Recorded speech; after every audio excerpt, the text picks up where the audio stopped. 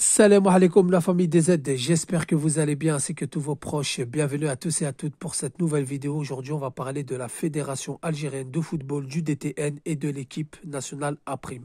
Alors les amis, d'après la Gazette du Fennec, qui eux auraient une source sûre, Amer Mansoul va être limogé de son poste de DTN.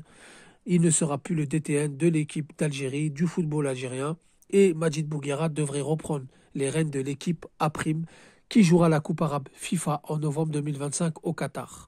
Donc les amis, pour commencer avec Amer Mansoul, qui pour moi fait partie des responsables des échecs des équipes de jeunes U17, U20 à la participation à la prochaine Coupe d'Afrique des Nations. Même si on aurait pu faire des meilleurs résultats sur le terrain, on a raté des pénaltys, on a raté énormément d'actions. Le premier match des U17 face à la Tunisie, si on aurait été efficace, je pense qu'à 3-0, c'est pas volé parce qu'on en a raté énormément d'occasions et tu abordes mieux la compétition. Hélas, on a raté beaucoup d'actions. Les U20, c'est pareil. Penalty raté contre le Maroc à 1-0 à quelques minutes de la fin. Contre la Tunisie, penalty raté et derrière on prend un but. Mais tout ça, c'est dû aussi aux problèmes de coaching, aux erreurs de coaching, qui eux sont aussi des erreurs de casting. Donc c'est un ensemble de choses. Et moi, je trouve que c'est une belle chose que Amer Mansoul ne soit plus DTN et il sera remplacé par un étranger. Alors les amis, je vais vous donner mon avis. Pourquoi je suis satisfait qu'un étranger prenne le poste de DTN, tout simplement déjà au niveau des binationaux qui se trouvent en Europe, il pourra parler avec eux, il pourra aller les voir et il pourra ratisser large de ce qui se fait en Europe chez les Franco-Algériens ou les Dano-Algériens ou les Allemands-Algériens, etc., etc. Donc il y a des Algériens qui traînent un peu partout dans les championnats étrangers, donc européens, qui sont dans les équipes de jeunes et qui sont laissés à l'abandon puisque ce DTN-là n'a pas fait ce travail-là. Un DTN étranger pourrait faire ce travail-là.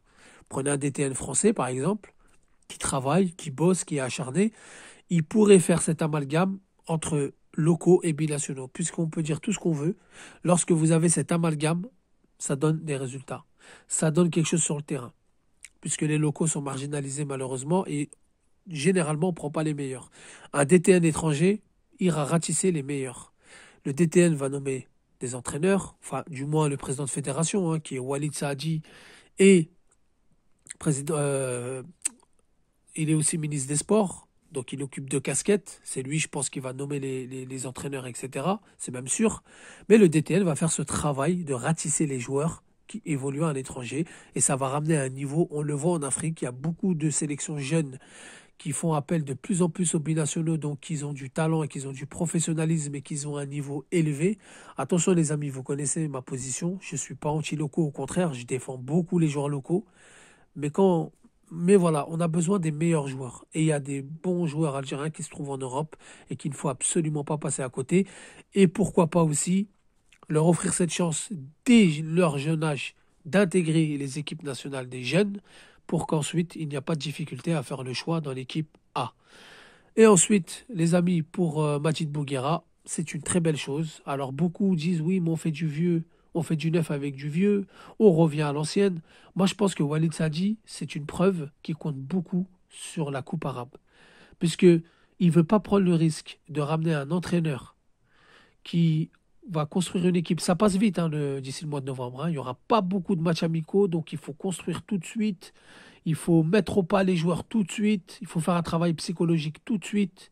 Il faut fédérer, on va dire, un groupe.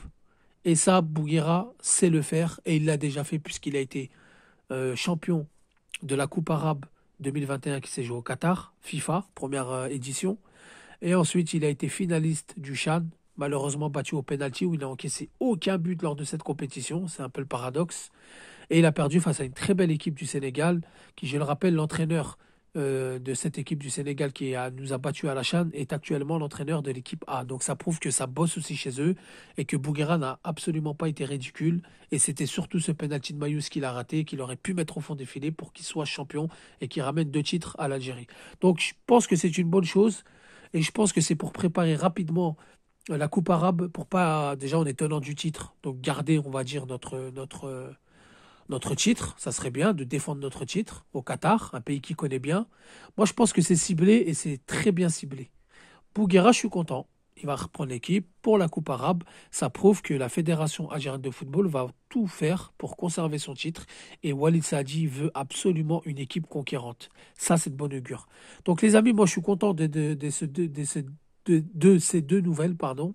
Amer Mansour, il n'est plus DTN, un étranger pourra faire le travail chez les binationaux. Il pourra aussi être conseiller pour les joueurs locaux. Il y aura un amalgame et ça pourra donner quelque chose de magnifique, puisque en Algérie, il y a du talent. En Europe, chez les Algériens d'Europe, il y a du talent. Et ensuite, Majid Bouguera, qui, lui, est, je pense, l'homme de la situation pour créer un groupe, préparer une équipe pour aller défendre son titre en novembre au Qatar. Et ça passe très vite et il n'aura pas beaucoup de temps, pas beaucoup de préparation pour fédérer un groupe. Donc, c'était un risque de prendre un étranger ou de prendre un autre entraîneur. Donc voilà les amis, dites-moi ce que vous en pensez en commentaire. Donnez-moi vos avis, on pourra débattre. Je vous remercie d'avoir écouté la vidéo. Sur ce, je vous dis salam alaikum, que la paix soit sur vous.